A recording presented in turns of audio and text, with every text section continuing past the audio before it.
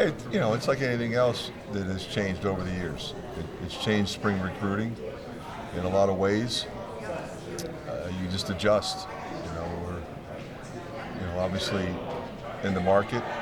We've had some success, so we just keep plugging away.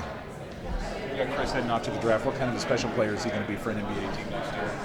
Yeah, I've talked to a lot of NBA teams in the last couple of weeks about him. Obviously, they're very interested and feel confident he'll go in the first round, and I'm thrilled for him.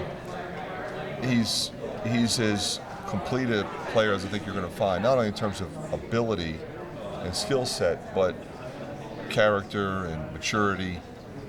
I think he's going to be a consistent player for a long time in that league. Fran, with lower seeds getting to the Final Four this year, do you think that's good for college basketball? Well, yeah, I guess. I mean, when I look at the NCAA tournament, anything that happens to me is, okay, that's what happened. You can't predict it. You have more and more teams now that are signing guys that are 22 and 23 years old. You have rosters being completely rebuilt. When I say that, doesn't mean you bring 3 guys in and 3 guys leave. It's like 8 guys leave and 9 guys come in. So it's just completely changed college basketball. And then I think you look at some programs have a rather large salary cap, essentially, and they can buy a team. And so it's just completely different. I think how you view how teams have success and how coaches have success. Along those lines, how much do you think NIL is impacting these Well, that's what it kids' is. It's all NIL.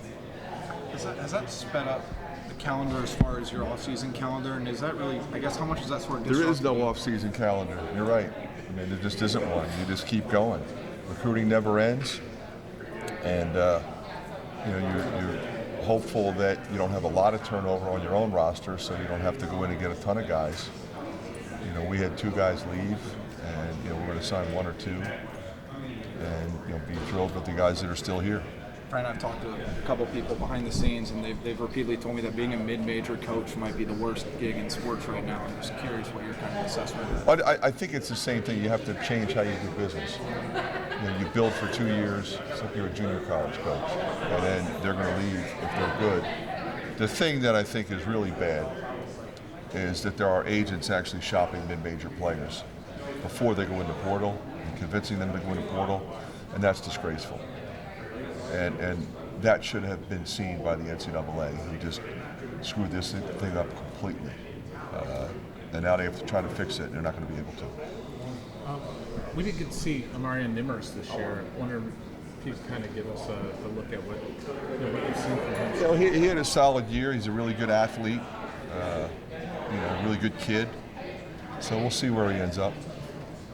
So do you see the NCAA ever stepping in, or is it just too late for that? I think it's too late, Pat.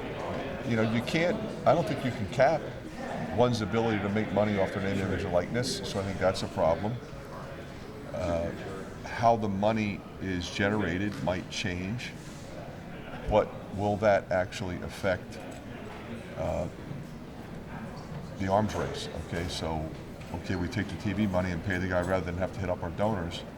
But somebody still wants to pay a guy more money to get him to go to their school rather than another school. So that doesn't solve that problem. So it's a mess, and it's going to stay a mess. So I look at it like this: you deal with the rules that are out there. You deal with the situation. It might be harder for a coach, a program, than another. For example, if you had a billionaire that was going to help you, you can have a pretty good team. You don't have to be a very good coach. You can have a really good team, and you're going to see that. Fran, when you've been going into the portal, just trying to, I guess, dissect players, how do you kind of balance between really knowing the real motives and if they're going to be part of the team culture or if they're going to be able to come here for the right reasons? You address it directly. A lot of the guys you talk to, they'll say NIL is not a big part of this decision, and most of the time they're telling the truth, but they have an expectation that it's going to be a part of the decision. You try to determine, okay, who's doing this for one reason and one reason only, and that's money, who is hoping to get some money as a result of I picked the right place and I have the perfect fit. You know, and those are the guys we're recruiting. How do you map out this summer? It's a big summer for you with the summer trip as well in August. Yeah, I'm excited about it. I mean, we'll get extra practice days. You know, we've got 4 freshmen coming in. We'll have a guy or 2 out of the portal, and guys stepping into different roles. So I'm excited about having that extra time with them, and then the opportunity to go overseas and bond, and then also play some games. How do you compete with the other schools that have those larger salary caps in the portal? You just keep doing business as usual and try to get who you can get. If somebody's going to outspend you, they're going to outspend you. You mentioned recruiting. Your recent success putting guys in the league, Luka, Bohannon, the Murrays. How much of momentum do you think it's going to give you and your staff when you go out and pitch high school kids? Well, you know, it helps a great deal, and I think your point is well taken. It should help immeasurably, but there are certain things that will trump all the things that typically would go into making a sound decision. Okay.